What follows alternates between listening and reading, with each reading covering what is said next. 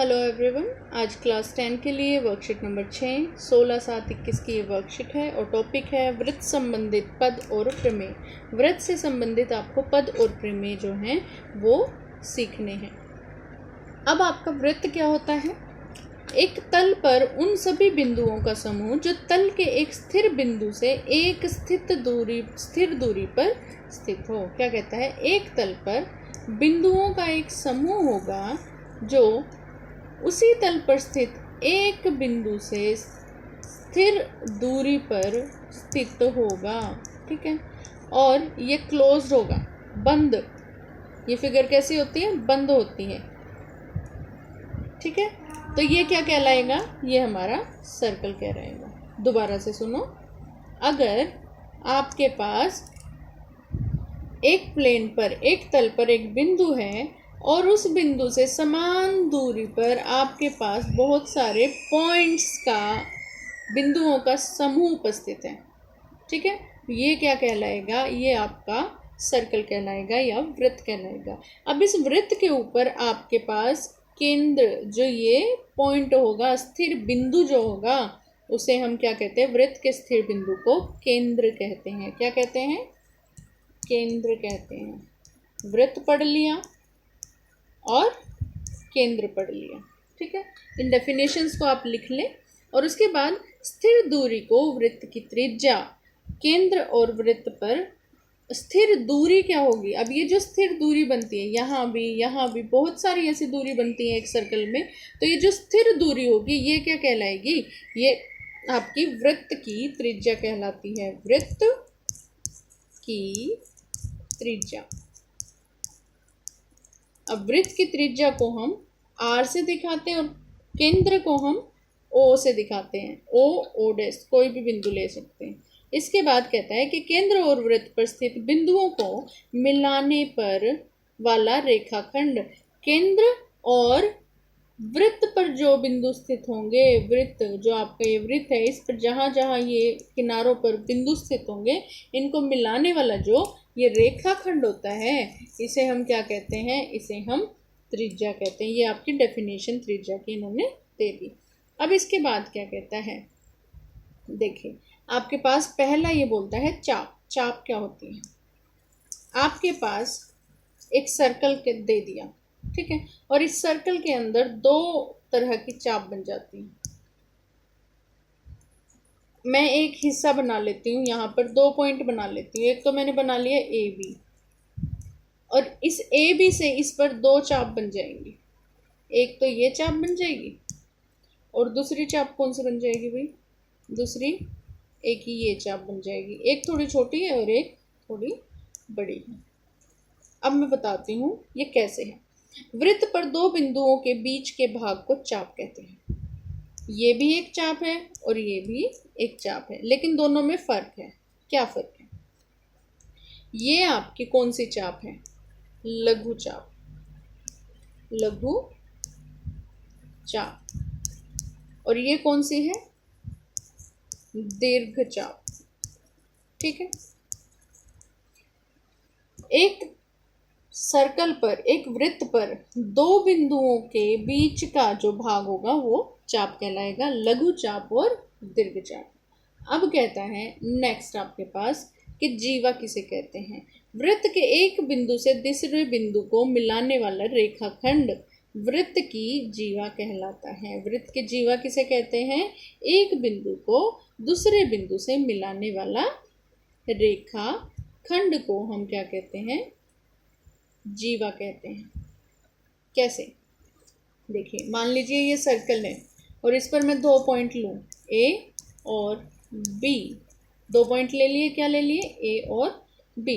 तो इसको मिलाने वाला जो हमारा रेखाखंड बनेगा, ये, ठीक है, ये मैंने 2 पॉइंट लिए, एक लिया A और एक B। तो ये जो रेखाखंड बन गया ना, इसको हम क्या बोलते हैं? इसको हम जीवा बोलते हैं। वृत्त की जीवा। रेड कलर में ही लिखती हूँ इसको, ये वृत्त की जीवा हो जाती है। ए भी यहाँ पर क्या है? जीवा है, वृत्त की जीवा। इसके बाद कहता है केंद्र से गुजरने वाली जीवा व्यास कहलाती है। अब आपका एक पॉइंट होता है सेंटर, ओ केंद्र, और इससे जो आपकी जीवा गुजरती है, मान लो वो CD, हमने इसको नाम दे दिया, इसे हम क्या कहते हैं, इसे हम व्यास कहते हैं। ये क्या होगा, व्यास। ठीक है, इसे हम क्या बोल देते हैं, व्यास बोल देते हैं। और एक सर्कल में कितने व्यास होते हैं, एक सर्कल में अनगिनत व्यास होते हैं। सेंटर से जितने भी आपकी लाइंस ऐसे पास हो जाएंगी वो सब क्या होंगी, व्यास होंगी। तो कितने होते हैं, अद्वितीय, अद्वितीय व्यास हो जाते हैं, अनेक व्यास हो जाते हैं। इसके बाद आता है त्रिज्या खंड। त्रिज्या खंड क्या होता है, जब आपका सर्कल में, एक सर्कल है, उस सर्कल में 2 त्रिज्याएं और आपका एक त्रिज्या खंड, जब 2 त्रिज्याएं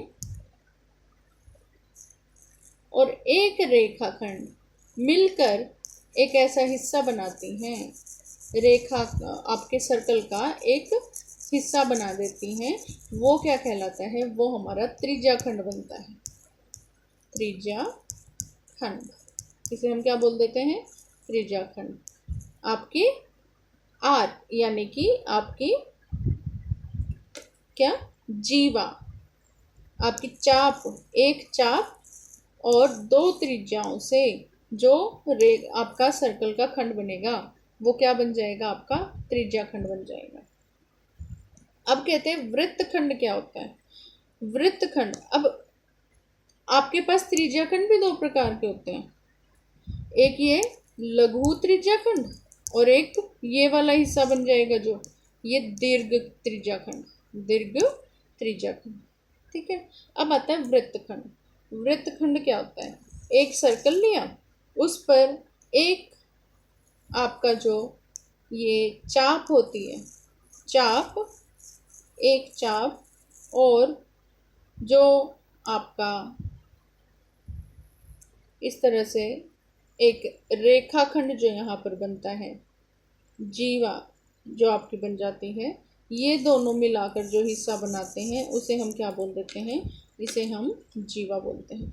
आपकी एक चाप और जीवा जो है वो क्या बनाती हैं, वृत्त खंड बना देती हैं।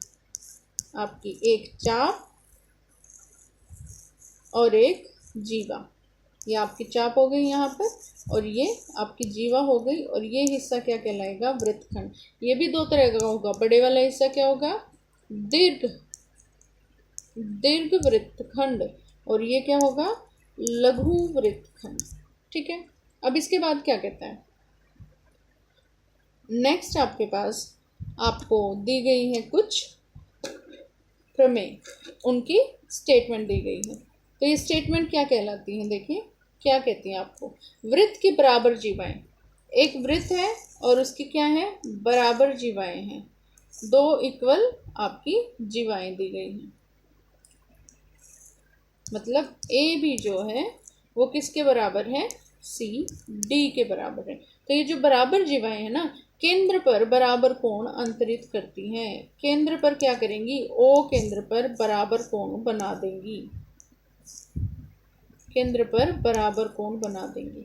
वृत्त के बराबर जीवाएं केंद्र पर बराबर कोण बना देंगी। तो इसका मतलब AOB क्या हो जाएगा, एंगल AOB बराबर हो जाएगा एंगल COD के। कब, जब बराबर जीवाएं होंगी। ठीक है, और विलोम इसका क्या बन जाता है, इसका कन्वर्स क्या बन जाता है, विलोम में हम ये कह सकते हैं कि अगर यदि एक वृत्त की जीवाओं द्वारा केंद्र पर आंतरिक कोण बराबर हो, वृत्त की जीवाएं हैं और उनसे जो केंद्र पर कोण बन रहा है अगर वो बराबर हो, तो ये क्या दे देगा, देखो पहली बात, अगर आपकी जीवाएं बराबर हों, अगर आपकी जीवाएं बराबर हों तो केंद्र पर बनने वाला कोण क्या होगा, बराबर हो जाएगा। और अगर आपके कोण बराबर हों तो आपकी क्या हो जाएंगी, जीवाएं बराबर हो जाएंगी। ठीक है बच्चों, बहुत इजी सा है। अगर आपके कोण बराबर होंगे जीवाएं बराबर हो जाएंगी, और जीवाएं बराबर होंगी तो क्या बराबर हो जाएंगे, कोण बराबर हो जाएंगे। इसके बाद क्या कहता है, अगला आपके पास स्टेटमेंट दी गई है कि एक प्रमेय दिया गया है, एक वृत्त के केंद्र से एक जीवा पर डाला गया लंब, एक वृत्त है आपके पास, क्या है, एक वृत्त है और उसके केंद्र से एक जीवा पर लंब डाला गया है, ठीक है, परपेंडिकुलर डाला गया है, और ये परपेंडिकुलर है OD, जीवा है AB। तो क्या होगा, तो लंब जो है वो जीवा को समद्विभाजित कर देगा, समान दो भागों में विभाजित कर देगा। समान दो भाग कौन से हो जाएंगे, तब हमारे पास AD जो है वो बराबर हो जाएगा BD के, ठीक है। दोबारा से समझो, एक वृत्त के केंद्र से एक आपकी जीवा पर लंब बनाया गया और वो लंब बनने से क्या हुआ, जीवा दो बराबर हिस्सों में विभाजित हो गई, समद्विभाजित हो गई, मतलब AD बराबर BD हो गया, ये हिस्सा इस हिस्से के बराबर हो गया।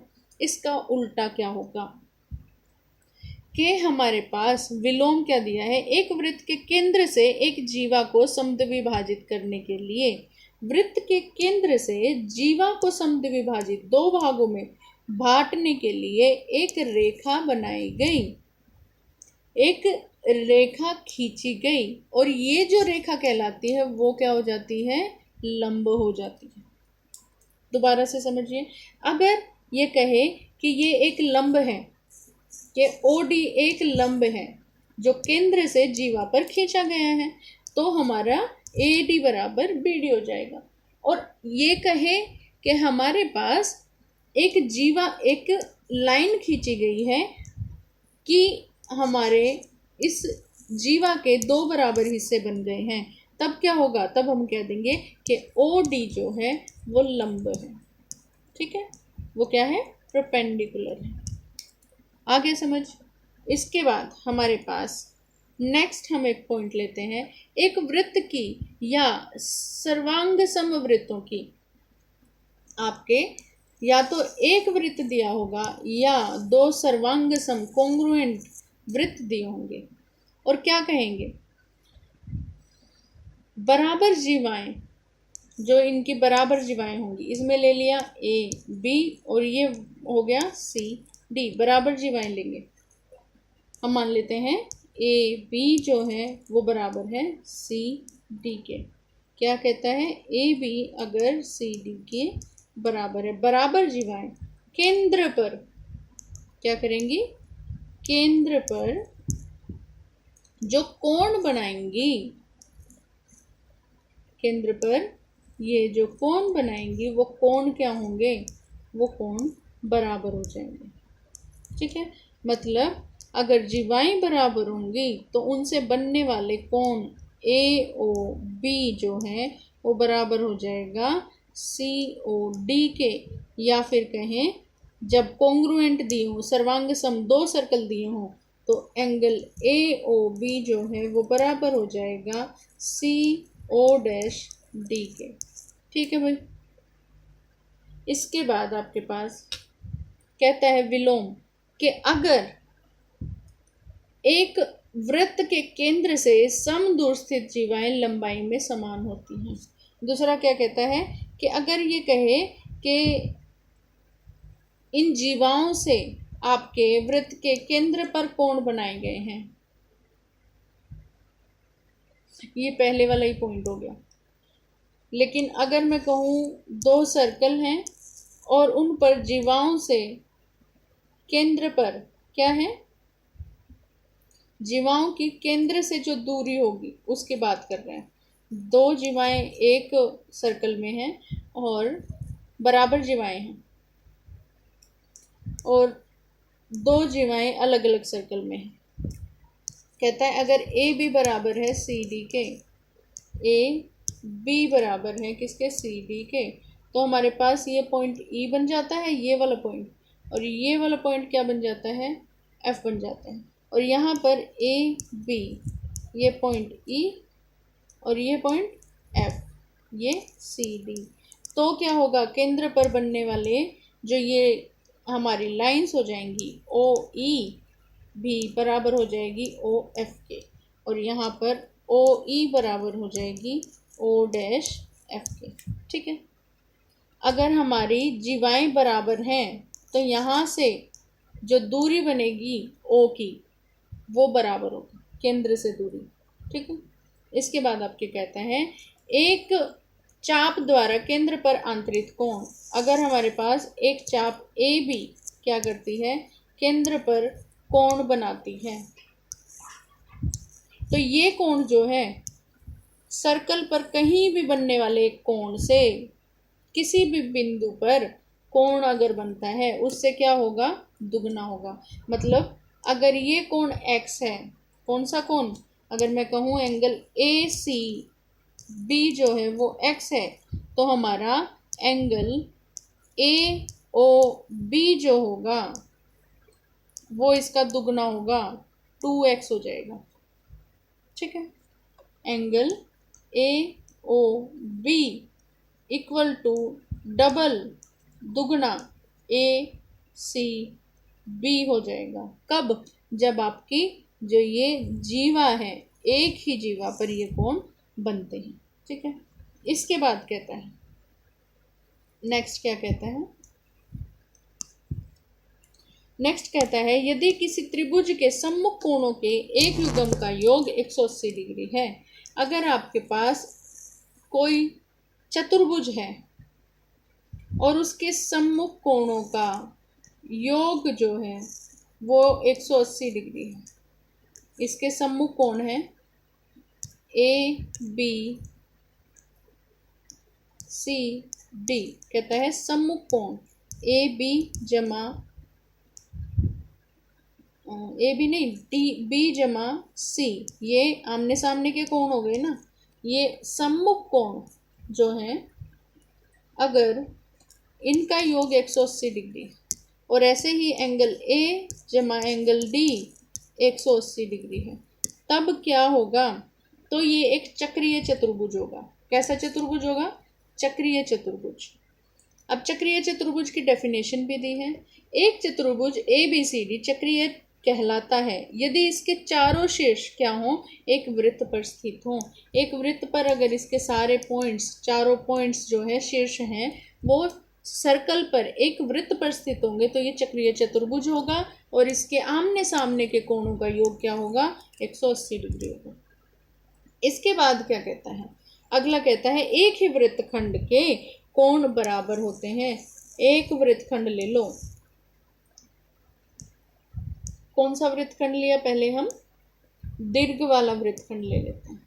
तो इसमें जितने भी कोण बन जाएंगे, मान लो ये कोण बनते हैं, ये मान लिया ए है और ये क्या है, बी है, तो एंगल ए जो है वो बराबर हो जाएगा एंगल बी के। इसी तरह से अगर मैं कहूँ कि यहाँ पर दो कोण यहाँ बन रहे हैं एक ही वृत्तखंड में, एक ये वृत्तखंड हो गया, एक ये हो गया, समान वृत्त जो एक सेम वृत्तखंड में कोण बनेंगे वो क्या हो जाएंगे, हमारे बराबर हो जाएंगे। ठीक है, इसके बाद आपके पास यहाँ पर कुछ क्वेश्चंस दिए गए हैं। क्या कहता है, फर्स्ट क्वेश्चन इज वृत्त की सबसे बड़ी जीवा डैश होती है। हमने देखा था वृत्त की सबसे बड़ी जीवा क्या कहलाती है, व्यास कहलाती है। क्या कहलाती है, व्यास। और कितने व्यास होते हैं, अनेक, अनगिनत व्यास होते हैं। इसी तरह से सेकंड क्वेश्चन कहता है जीवा और चाप के मध्य क्षेत्र को डैश कहते हैं। आपकी एक जीवा और एक चाप के मध्य के क्षेत्र को हम क्या कहते हैं, जीवा और चाप के मध्य के क्षेत्र को हम क्या कहते हैं, वृत्तखंड कहते हैं। क्या बोलते हैं, वृत्तखंड। उसके बाद हमारे पास आता है कि त्रिज्याखंड चाप के दोनों सिरों और केंद्र के मिलाने वाली त्रिज्याओं, त्रिज्याखंड क्या होता है, चाप के दोनों सिरों, चाप के दो सिरे होते हैं हमारे ए और बी, चाप के दोनों सिरों और केंद्र से मिलाने वाली त्रिज्याओं और डैश के मध्य का क्षेत्र होता है। किसके मध्य का, ओ केंद्र के मध्य का, और आपके दोनों त्रिज्याओं जो केंद्र से मिलती हैं और चाप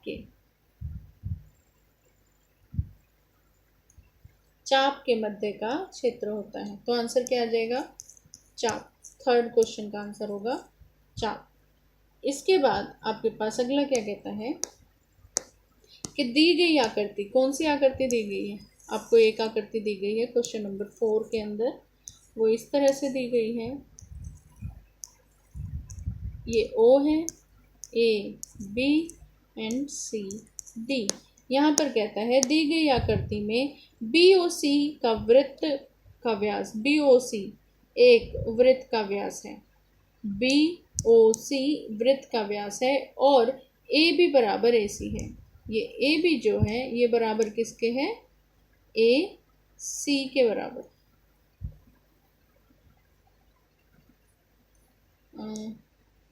दी गई आकृति में BOC एक वृत्त का व्यास है और AB जो है वो AC के बराबर है। तो एंगल ABC किसके बराबर होगा? ये क्वेश्चन आपको कुछ गलत दिया गया है। देखिए क्या कहता है, in a given figure BOC is diameter of circle and AB is equal to AC। तो ABC किसके इक्वल होगा? आपका ABC AC B के इक्वल हो जाएगा। ABC AC B के इक्वल हो जाएगा। इस क्वेश्चन में आपकी मिस्टेक है कुछ, तो आप इसको स्किप कर दें। स्टेटमेंट में कुछ मिस्टेक है।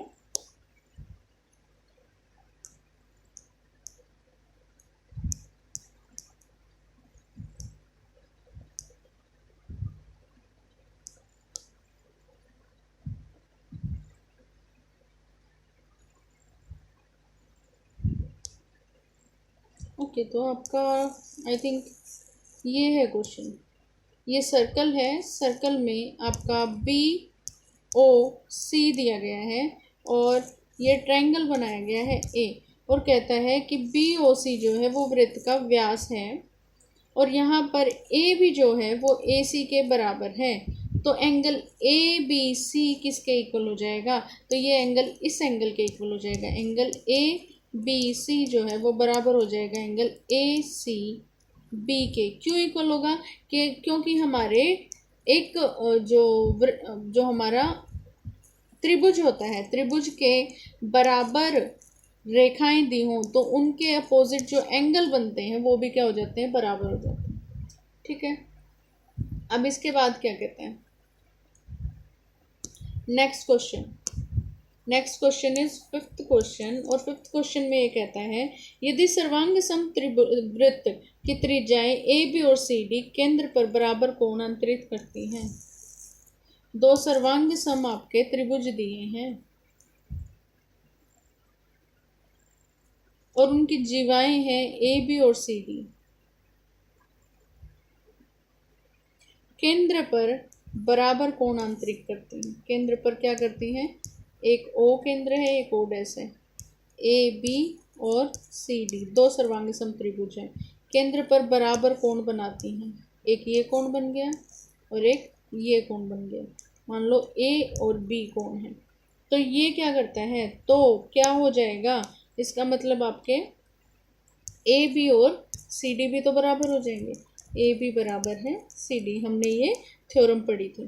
तो अगर त्रिज्याएं पर आपको ये जो जीवाएं हैं वो बराबर दी हों तो क्या होगा? कोण बराबर हो जाएंगे, और कोण बराबर तो हमारे ये जीवाएं भी बराबर हो जाएंगी। इसके बाद आपको सिक्स्थ क्वेश्चन देता है कि आपके पास AB और CD केंद्र O वाले वृत्त को दो बराबर जीवाएं हैं। आपको ये वृत्त दिया है और इस पर दो बराबर जीवाएं दी हैं। आपको यहाँ C और D दिया है और यहाँ A और B दिया है। और ये केंद्र क्या कहता है कि ओ इसका सेंटर है, जिसमें ए ओ बी जो है वो 80 डिग्री है। कितना है? 80 डिग्री है। तो सी ओ डी क्या हो जाएगा? ये कोण क्या हो जाएगा? तो एंगल सी ओ डी भी हमारे 80 डिग्री के बराबर हो जाएगा ना। क्यों हो जाएगा? क्योंकि हमारे पास ए बी और सी डी बराबर दी गई हैं, और बराबर जीवाएं क्या करेंगी? केंद्र पर बराबर कोण बनाएंगी। तो ये आपकी वर्कशीट थी बेटा, आज की वर्कशीट नंबर 6, और इसे आप रिवाइज करें और लाइक, शेयर और सब्सक्राइब करें। Thank you.